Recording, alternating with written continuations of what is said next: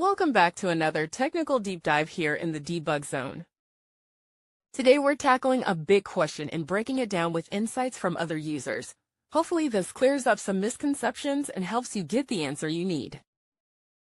So buckle up, stay a little curious, and let's jump right in.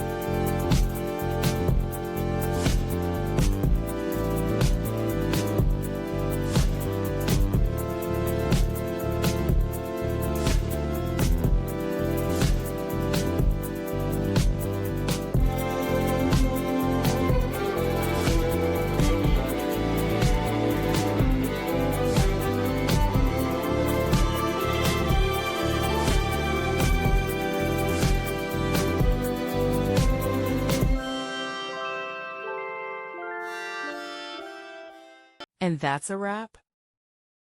I hope you found the answer you were looking for. If you did, take a second to hit that subscribe button. It really helps out. And let me know in the comments which solution worked best for you. See you next time in the debug zone.